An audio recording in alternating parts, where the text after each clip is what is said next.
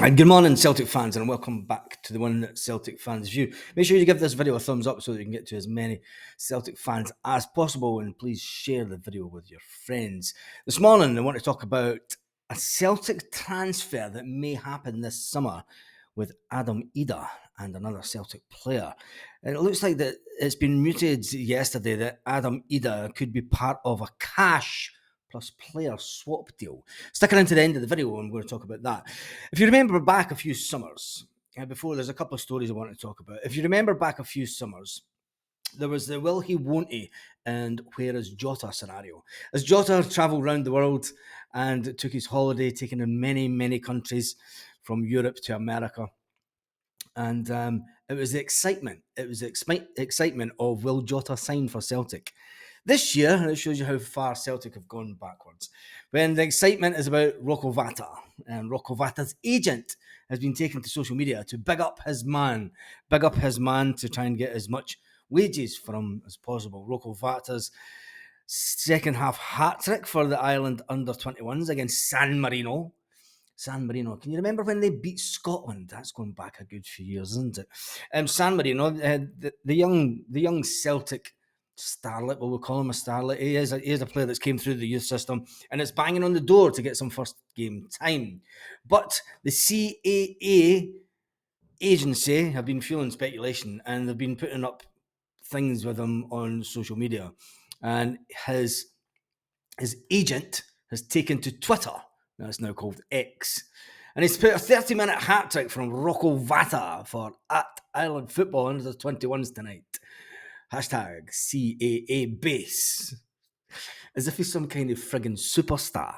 He's playing for the under 21s against San Marino. It's hardly what you would call top level international football, is it? It's San Marino. Let's put it all into perspective. And it's at under 21 level. I know there's no disrespect to under 21 level. There's a lot of good players out there in international teams, but come on, surely any decent players would be scoring against San Marino, except from Scotland a few years back, if you remember. And anyway, Elliot Fillingham has been bigging him up. And some player, and a couple of people said, sign for Celtic and then go into a higher league in 2 or 3 years. What's a higher league? See Kieran Tierney for details. And Celtic fans are screaming for Kieran Tierney to come back.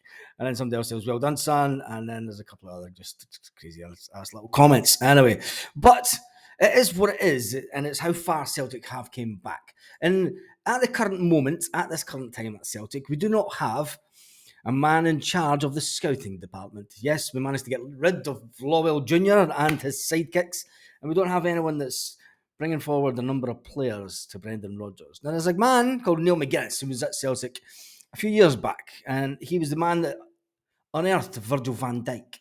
And I got an interesting story at the weekend about Virgil van Dijk, and it was the staff at Celtic at the time said that he could play anywhere. He could play anywhere on the pitch. He was a fantastic, he is a fantastic international defender and the Liverpool captain now. But when he came to Celtic played him in 3 or 4 different positions in close matches, and he could play anywhere on the pitch. And it's to be said at the time that everyone at Celtic could not believe that they got Virgil van Dijk for the money that they did.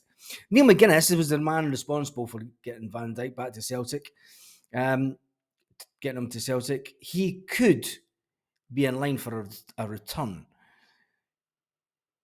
What do you think of that? I think if anyone that can bring in the likes of Virgil van Dijk comes back to Celtic, it'd be a good thing. There's a couple of publications going out with certain people that may or may not get the job for Celtic. It's all just speculation. But when you think about Neil McGuinness and you've got the Celtic fans, some of them will be saying, is he related to Martin McGuinness? And that would just be mayhem from the other side of the city, wouldn't it? But anyway, and in all seriousness, Neil McGuinness is a man that has now been said that he's been director of an MLS side, Columbus Crew. And it could be the fact that he could be enticed back to Celtic in a more senior role. So that's one that we need to keep an eye on, because as it stands just now, we don't have anyone that is head of the recruitment department. Will he come back as head of recruitment, or will it be more down the lines of a director of football. Tell me what you think in the comments. Now, Rio Hatate has been setting the world alight, and on his Instagram, nip onto his Instagram, and we'll see there's Rio Hatate, who had been in Paris. Obviously, the players have been given a few days off towards the end of the week due to the fact that it's international week, and they had their little 45 cameo roll just to keep them tidying over, get some match fitness about them. But Rio Hatate looks like, well, going by the picture, he's in old Paris. He's in Paris for a couple of days holiday, seeing the sights of that city. Remember Paris. Anyway, move on for that. Rio Hatate is obviously one player that is of paramount importance to Celtic in the running to this league title, where we are just in front. We are just in front, and they do have a game in hand, but they're going to have a fantastic run of games, which might help us. But Celtic only need to win the remaining last games, and they're champions. That's it at the end of the day. I'd rather win the league by 1 point and winning 2-1 every game between now and the end of the season. Now, let's get to the big story of the day. The big story of the day is Adam Idah. Adam Idah is a player that's came in from Norwich, and everyone said, look, he's a third choice striker. Why are we bringing in a third choice striker? When we look at his stats that he's got here at Celtic, playing time to goal ratio is actually quite impressive. Now, when you look at the fact that Celtic might be, they don't have any option to buy him due to Blobell Jr. not imposing that in the loan deal, hence that led to his demise at Celtic. But Adam Idah is a player that Celtic could potentially go for in the summer. And I say potentially because, let's face it, we do need a striker that can score goals with his head. He's quite tall compared to the strikers that we've got, and he likes to get a bit in about the box, and he's not shy. He missed a penalty, but who hasn't missed a penalty at Celtic this season? It's probably easier to name the players who have scored the penalty. But if Norwich were to sell him, and they're saying that, look, he's contracted until 2028, he's got a long contract, and the ball's in our court. What about if Celtic offer a player plus cash deal? And the lightweight in the deal, the make weight in the deal, the paperweight in the deal is Mikey Johnston. Mikey Johnston's loving life down in England just now, but it said that Norwich could be in the market for a winger. Could be in the market for a winger, and a fitting replacement would be Mikey Johnston. Would Mikey Johnston and a cash deal for Adam Idah be value for money, Celtic fans? Let's face it, we've got £2 million for a player, David Turnbull, that only had 6 months left on his contract. If we can get anything between 2 and 3 million for Mikey Johnston, that's surely going to make part of the deal more attractive to Celtic to buying Adam Idah. And I think it could be fantastic for Celtic. Look, Mikey Johnston, he feels that the weight of the shirt on his back is not there anymore, and he's playing some fluent football and scoring goals on a regular basis down in England. And it could be the fact that he might excel as a player. Now, if Celtic were to add this into any deal for Adam Idah, I would fully expect Celtic to then go on and add a sell-on clause, as they should, with the Mikey Johnston deal. If this was to be part of the deal. But I would suggest that Celtic would put in at least a 15% sell-on clause. 15 to 30% would be more than thinking that I would go for, just in case Mikey Johnston turns out to be a cracking player.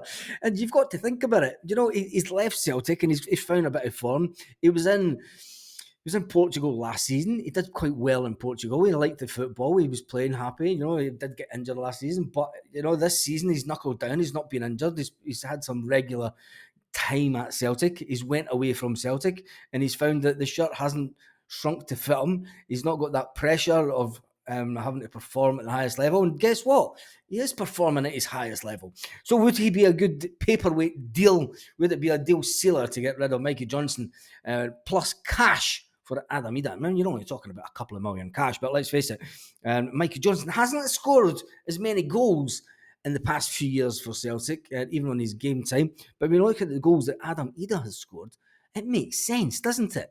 Well, for where I'm sitting. But give me your thoughts in the comments. Tell me what you think. Tell me what you think about that this morning. Would a swap plus cash deal for Adam Idah and Mikey Johnston being the deal to go ahead, would that make sense for Celtic? Would Mikey Johnston go to Norwich? Well, Let me see.